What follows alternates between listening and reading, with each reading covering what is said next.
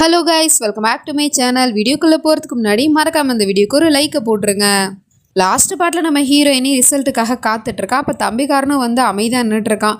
என்னாச்சு பியூஸ், நான் பாஸ் ஆகிட்டேனா, ஏதாவது சொல்லு அப்படின்னு சொல்லிட்டு கேட்கவும், அவன் என்னடானா ஸ்வீட் பாக்ஸை வாங்கிட்டு வந்துட்டு நீங்கள் பாஸ் மட்டும் ஆகலை, டாப் ஃபர்ஸ்ட் வந்திருக்கீங்க அப்படிங்கிற மாதிரி சொன்னதும் அவளுக்கா ரொம்ப சந்தோஷமாக இருக்குது. அந்த சந்தோஷத்தில் அப்படியே அவனை கட்டி பிடிச்சிட்டு என்னோட கனவு நிறைவேற போகுது அப்படின்னு சொல்லிட்டு சந்தோஷப்பட்டுட்டு இருக்கா. இதை பார்க்கும்போது மாமியாருக்கு ஒரு மாதிரியா இருக்குது. மருமகளே அப்படிங்கிற மாதிரி சொல்லிட்டு ஒரு சவுண்டு தான் விடுது. அதுக்கப்புறம் அவளும் சரின்னு சொல்லிட்டு எல்லாருக்கிட்டையும் சொல்லி சந்தோஷப்பட்டுட்டு இருக்கா. அக்கா இங்கே பாருக்கா, நான் டாக்டர் ஆகிட்டேன், என்னோட சின்ன வயசு கனவு நிறைவேறிடுச்சு, இங்கே பாருங்க அத்தை, நான் டாக்டர் ஆகிட்டேன் அப்படின்னு சொல்லிட்டு சந்தோஷப்பட்டுட்டு இருக்கா. அப்போ பார்த்தா அங்கே புருஷங்காரனுமே வந்துட்டான். அவங்கிட்டையுமே வந்து அந்த விஷயத்த சொல்லி ரொம்ப சந்தோஷப்பட்டுட்டு இருக்கா. அவரோட காலே தரையில் நிற்கல. ஃபைனலி நான் டாக்டர் ஆகிட்டேன் ஓம்கார் அப்படின்னு சொன்னால் அவனும் சந்தோஷப்பட்டு கங்க்ராச்சுலேஷன்லாம் சொல்லிட்டு அதுக்கப்புறம் கூட நான் போயிட்டு ஆர்த்தி காமிச்சிட்டு வரேன் அப்படிங்கிற மாதிரி சொல்லிட்டு அந்த சர்டிஃபிகேட் எடுத்துகிட்டு போயிட்டு இருக்கான். அப்போ இவளும் சொல்லிக்கிட்டு இருக்கா எல்லாருக்கிட்டையும், ஒரு வழியாக நான் டாக்டர் ஆகிட்டேன், நான் போயிட்டு நல்ல ஹாஸ்பிட்டலில் ஜாயின் பண்ணி அங்கே இருக்கிற மக்களுக்கெல்லாம் போய் சேவை செய்ய போகிறேன் அப்படிங்கிற மாதிரிலாம் சொல்லிட்டு பேசிகிட்டு இருக்கா. அடுத்த நிமிஷமே அவனோட முகமே மாறுது.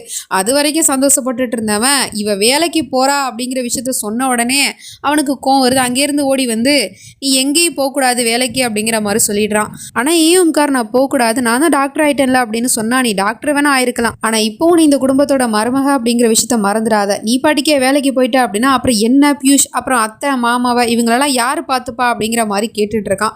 அவளும் சொல்றா, அதெல்லாம் ஒரு பிரச்சனை இல்லை ஓம்கார், நான் வேலைக்கும் போயிட்டு குடும்பத்தையும் பார்த்துப்பேன் அப்படின்னு சொன்னா அதெல்லாம் உன்னால முடியாது, இதுக்கு சாத்தியமே கிடையாது, நீ வேலைக்கு போகக்கூடாது அப்படிங்கிற மாதிரி சொல்லிட்டு ஸ்ட்ரிக்டாக சொல்லிடுறான். அவளால் அதை தாங்கிக்கவே முடியல. புருஷங்காரன்ட்டையும் சரி மாமியார்கிட்டையும் சரி கெஞ்சி கேட்டுட்டு இருக்கா, எனக்கு ஒரு வாய்ப்பு கொடுத்து தான் பாருங்க, நான் கண்டிப்பாக வேலையும் பார்த்துக்கிட்டு வீட்டையும் பார்ப்பேன், நான் வேலைக்கு போகிறதுனால என்னோட கடமையிலேருந்து நான் பின்வாங்க மாட்டேன் அப்படிங்கிற மாதிரிலாம் சொல்லிட்டு அவள் எவ்வளவோ சொல்லி பார்க்குறா. ஆனால் அவன் வந்து மசீர மாதிரி தெரியல, அப்படியே நின்றுட்டு இருக்கான். உடனே இவளுக்கு கோவம் வந்துடுது. ஐம் ஸோ சாரி ஓம்கார், நீங்கள் என்ன நினச்சாலும் சரி, நான் வேலைக்கு கண்டிப்பாக போயே தான் தருவேன், என்னால் இந்த வீட்டில் வேலைக்காரியாக மட்டும் இருக்க முடியாது அப்படிங்கிற மாதிரி சொல்லிவிடுறா டக்குன்னு. ஸோ இதை கேட்ட உடனே அவனுக்கு பொசுக்குன்னு கோவம் வருது. அப்போ பார்த்தா பின்னாடி அப்பா அம்மா மொத்த குடும்பமே வந்துட்டாங்க. அவங்களும் இவ டாக்டர் ஆன விஷயத்த தெரிஞ்சுதான் வந்திருக்காங்க போல. ஸோ அந்த நேரம் பார்த்து இவ இப்படி பேசினதை பார்த்துட்டு அம்மா அங்கேருந்து வந்து பொண்ணை திட்டிக்கிட்டு இருக்காங்க. என்ன பேசிகிட்டு இருக்க நீ, உன் மாமியார் வீட்டில் வந்து நீ இப்படி தான் பேசிகிட்டு இருப்பியா, அதுவும் புருஷங்கிட்டே இப்படி நீ பேசிகிட்டு இருக்க, எவ்வளோ திமிரு இருக்கும் உனக்கு அப்படிங்கிற மாதிரி கேட்டுட்டு இருக்காங்க. ஆனால் அம்மா நான் இப்போ டாக்டர் ஆகிட்டோமா, ஆனால் இவங்க என்னை வேலைக்கு போவேனான்னு சொல்கிறாங்க, அது எப்படிமா என்னால் முடியும், நான் சின்ன வயசுலேருந்தே டாக்டர் ஆகிறது தான் என்னோட லட்சியமாகவே இருந்துச்சு, அது எல்லாமே உங்களுக்கும் தெரியும் தானே, நான் கண்டிப்பாக வேலைக்கு போயே தருவேன் அப்படிங்கிற மாதிரி சொன்னா, அவங்க சொன்னா நீ போகாம தான் இருக்கணும், உன்னோட புருஷன் சொல்றாருல அப்ப நீ அவர் பேச்சு தான் கேட்கணும், உனக்கு இப்ப கல்யாணம் ஆயிடுச்சுமா, உனக்குன்னு இப்ப மாமியார் வீடு இருக்கு, புருஷன் இருக்காரு, நீ அவங்கள தான் பார்த்துக்கணும், அதை விட்டுட்டு நீ எதுக்காக போயிட்டு இப்படி டாக்டரா மற்றவங்களுக்கு போய் சேவை செய்யணும்னு நினைக்கிற அப்படிங்கிற மாதிரிலாம் சொல்லிட்டு பொண்ணுக்கு தான் அட்வைஸ் பண்ணிட்டு இருக்காங்களே தவிர அவன் சொன்னது தப்பு அப்படின்னு சொல்லிட்டு யாரும் சொல்ற மாதிரி தெரியல. அவளுக்கு தான் குடும்பமும் இப்படி பேசுகிறத பார்த்துட்டு அழுகையாக வருது. அழுதுட்டு அப்படியே நின்றுட்டு இருக்கா. உடனே இந்த பையனும் அவகிட்ட போயிட்டு, நான் தான் சொன்னேன்ல மயிரா, நீ இப்படி அழுகிறது எனக்கு சுத்தமாக பிடிக்காது அப்படின்னு, அப்புறமும் நீ எதுக்காக இப்படி அழுதுட்டு இருக்க, நான் இப்போ ஆஃபீஸ் போகிறேன், திரும்ப நான் வீட்டுக்கு வரும்போது இந்த டாப்பிக்கை பற்றியே பேசக்கூடாது அப்படிங்கிற மாதிரி சொல்லிட்டு அவன் இங்கேருந்து போயிடுறான். இவங்களும் வந்து பொண்ணுக்கு தான் அட்வைஸ் பண்ணிட்டு மாப்பிள்ளை மனசு கோணாதபடி நடந்துக்கமா அப்படிங்கிற மாதிரி சொல்லிட்டு அவங்களும் அங்கேருந்து போயிடுறாங்க. இவளுக்கா என்ன பண்ணுறதுனே தெரியல. தம்பிகார பின்னாடியே போயிட்டு அண்ணனுக்கு புரிய வைக்க பார்க்குறான். அண்ணா நீங்கள் ஏன் அப்படி சொன்னீங்க, மயிராவை வேலைக்கு போகக்கூடாது அப்படின்னு சொல்லிட்டு அவங்க டாக்டர் ஆகணும்னு நினச்சி எவ்வளோ சந்தோஷப்பட்டாங்க, அது உங்களுக்கும் தெரியும் தானே, அவங்க கனவை நினச்சி அவங்க சந்தோஷப்பட்டு இருக்க நேரத்தில் அடுத்த நிமிஷமே அது நிறைவேறாதுன்னு சொல்லிட்டு இப்படி முட்டுக்கட்டை போட்டு தடுத்தா என்னென்ன அர்த்தம், ப்ளீஸ் அண்ணா அவங்கள புரிஞ்சுக்கோங்க, அவங்களோட சந்தோஷத்தை பற்றி யோசிங்க, அவங்களோட முகத்தில் எப்போதுமே ஸ்மைல் இருக்கணும்னு தான் நீங்கள் ஆசைப்படுறீங்க, அப்போனா இந்த விஷயத்துக்கு ஒத்துக்கோங்கண்ணா அப்படிங்கிற மாதிரி சொல்லிட்டு அண்ணங்காரனுக்கு சொல்லி புரிய வச்சுட்டு இருக்கான். உடனே அந்த பையனும் யோசிச்சுட்டு இருக்கான். பட் முடிவு என்ன எடுப்பான் அப்படிங்கிறது தெரியல. இப்போ மறுநாள் ஆயிடுது. காலங்காத்திலே நம்ம ஹீரோயினி ட்ரெஸ் சேஞ்ச் பண்ணிட்டு கண்ணாடி முன்னாடி வந்து பார்க்குறா. அங்கே வந்து ஒரு மெடிசன் பாட்டில் எழுதி வச்சிருக்கான் சாரின்னு சொல்லிட்டு, இன்னொரு பாட்டில் ப்ளீஸ் ஸ்மைல்னு சொல்லிட்டு எழுதி வச்சிருக்கான். அப்போவும் அவள் கோமா தான் இருக்கா, ஏன்னா அவன் பண்ணது ரொம்ப தப்பு இல்லையா. ஸோ அதனால் அவள் பார்த்தா பின்னாடியே அந்த பையனும் வந்துக்கிட்டு, என்ன மேடம் இன்னும் என் மேலே கோமா தான் இருக்கீங்களா அப்படின்னு கேட்டால் அதுக்கு அவள் எந்த பதிலுமே சொல்ல மாட்டேங்கிறா. அடா இப்படி போனால் என்ன அர்த்தம், நீ கோமா இருக்க அப்படி தானே, உன்னோட கோவத்தை எப்படி சந்தோஷமாக மாற்றுறதுன்னு எனக்கு தெரியும் அப்படிங்கிற மாதிரி சொல்லிட்டு டக்குன்னு அவளை அப்படியே தூக்கி வச்சுட்டு இருக்கான். ஓம்கார் ப்ளீஸ் என்னை விடுங்க, நான் விளாடுற மூடில் இல்லை அப்படின்னு சொன்னால் அவன் கேட்க மாட்டேங்கிறான். அவன் பாட்டிக்கே அவளை அப்படியே தூக்கிக்கிட்டு தெருவுக்கே வந்துடுறான். ரோட்டு பக்கம் எதுக்காக அவளை தூக்கிட்டு வந்தான் அப்படின்னு பார்த்தா ஒரு இடத்துல அவளை இறக்கி விட்டுட்டு அங்கே ஒரு பெரிய ஸ்க்ரீன் போட்டு எதையோ ஒன்று மூடி வச்சிருக்காங்க. அதை இவன் ஓப்பன் பண்ணி காட்டுறான். பார்த்தவளுக்கு பயங்கரமான ஷாக்கு. அவ்வளோ சந்தோஷப்படுறா. ஏன்னா அங்கே இவன் வந்து சொந்தமாக பொண்டாட்டிக்காக ஒரு கிளினிக்கே வச்சு கொடுத்துட்டான் அவ பேரில். டாக்டர் மயூரா சுக்லா ஹோமியோபதி கிளினிக்னு சொல்லிட்டு அதை பார்த்த உடனே இவளுக்கு அவ்வளோ சந்தோஷமா இருக்கு. ஓம்கார் என்ன இதெல்லாம் அப்படின்னு கேட்டா, உனக்கு டாக்டரா எல்லாருக்கும் சேவை செய்யணும்னு தானே ஆசை, அதுக்கு எப்படி நான் தடங்கலா இருப்பேன் அப்படிங்கிற மாதிரி சொல்லிவிட்டு பொண்டாட்டிக்காக சொந்தமா ஒரு கிளினிக்கே வச்சு கொடுத்துட்டான்.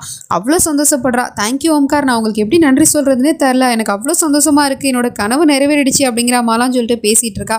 வெளியவே நின்று பேசிட்டு இருக்க போறீங்களா இல்லை உள்ள வரீங்களா மேடம் அப்படிங்கிற மாதிரி சொல்லிட்டு கூப்பிடவும் அதுக்கப்புறம் இவளும் அவங்க கூட சேர்ந்து கையை பிடிச்சிட்டு உள்ள போய் பார்க்குறா. அவளோட பேர் போட்டு ஒரு கேபினே அழகா ரெடி பண்ணி வச்சிருக்கான். இது எல்லாமே ஓவர் நைட்ல ரெடி பண்ணியிருப்பான் போல. அதை பார்த்துட்டு சந்தோஷத்துல அவனுக்கு கிஸ் எல்லாம் கொடுத்துக்கிட்டு இருக்கா. அப்போ பார்த்தா கரெக்டாக தம்பிக்காரன் உள்ள வந்துட்டான். சாரி, கிளினிக் ஓப்பன்ல இருந்துச்சு, அதான் தெரியாம உள்ள வந்துட்டப்பா அப்படிங்கிற மாதிரி சொன்னா, உள்ள வாடா தம்பி, எல்லாம் இவன் கொடுத்த ஐடியா தான் அப்படிங்கிற மாதிரி சொன்னதும் அவனுமே வந்து பூவெல்லாம் கொடுத்து கங்க்ராச்சுலேஷன்லாம் சொல்லிக்கிட்டு இருக்கான்.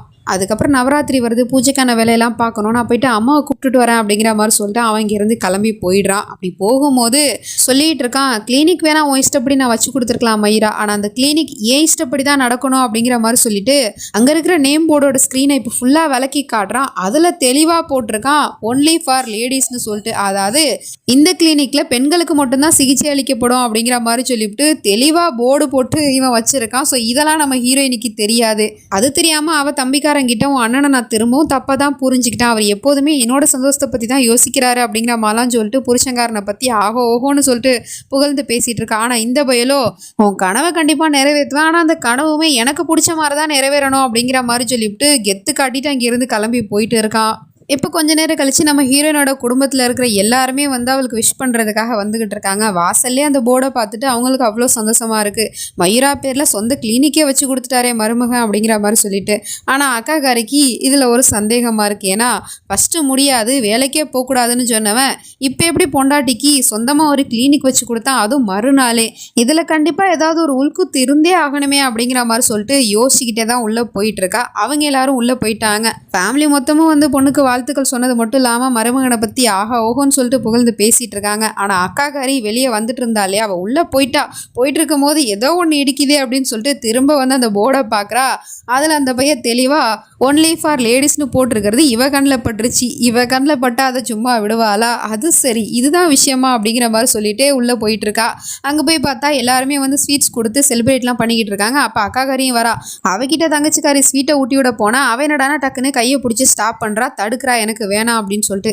என்னாச்சுக்கா அப்படின்னு கேட்டா, அது வந்து மயிரா, அதை எப்படி நான் உங்ககிட்ட சொல்றது, நீயே வந்து பாரு அப்படின்னு சொல்லிட்டு அவளோட கையை பிடிச்சி இழுத்துட்டு போயிட்டு அந்த போர்டை காமிச்சிக்கிட்டு இருக்கா. பின்னாடி இருக்கிற எல்லாருமே போர்டில் மயிராட பேர் இருக்குன்னு நினைச்சு சந்தோஷப்பட்டுட்டு இருக்காங்க. ஆனால் அதில் ஒன்லி ஃபார் லேடிஸ்ன்னு சொல்லிட்டு அவன் எழுதி இருக்கிறத இவ தான் வந்து சுட்டி காட்டிக்கிட்டு இருக்கா. ஸோ இதை பார்த்த உடனே நம்ம ஹீரோயினுக்கு பயங்கரமான ஷாக்காக இருக்கு. புருஷங்காரன் பண்ண எல்லாத்தையுமே ரீவைண்ட் பண்ணி பார்த்துட்டு இருக்கா. அவள் பார்க்கும்போது இந்த எழுத்து இங்கே இல்லை, ஆனால் இப்போ எப்படி இது வந்துச்சு அப்படின்னு சொல்லிட்டு பார்த்துட்டு இருக்கும் போதே பார்த்தா அப்போ அந்த பையலுமே அம்மாவை கூட்டிட்டு அங்கே வந்துட்டான். என்னாச்சு, ஏன் எல்லாரும் வெளியே நிற்கிறீங்க, உள்ளே வாங்க அப்படிங்கிற மாதிரி சொல்லிட்டு கூப்பிட்டா, இது என்னது ஓம்கார் அப்படின்னு சொல்லிட்டு அந்த பக்கமாக போர்டை கையை காமிச்சிக்கிட்டு இருக்கா. அவனும் பார்த்துட்டு, அப்படி என்ன இருக்குது அந்த போர்டில், உன்னோட பேர் தானே இருக்குது, மயூரா ஹோமியோபதி கிளினிக்னு சொல்கிறான், அதில் ஒன்லி ஃபார் லேடிஸ்னு சொல்லிட்டு எழுதியிருக்கா, அது உங்கள் கண்ணுக்கு தெரியலையா, அதுக்கு என்ன அர்த்தம் அப்படிங்கிற மாதிரி கேட்டுட்டு இருக்கா. ஸோ இவ கேட்குற கேள்விக்கு அவனுக்கு பயங்கரமாக கோவம் வருது. அதுவும் அத்தனை பேருக்கு முன்னாடி கேள்வி கேட்டுட்டு இருக்கா. அதுக்கு அவன் என்ன பதில் சொல்ல போகிறான்னு தெரியல. வெயிட் பண்ணி தான் பார்க்குறோம். நெக்ஸ்ட் நினச்சி நம்ம அடுத்த பாட்டில் பார்த்து தெரிஞ்சுப்போம். அது வரைக்கும் பை ஃப்ரெண்ட்ஸ்.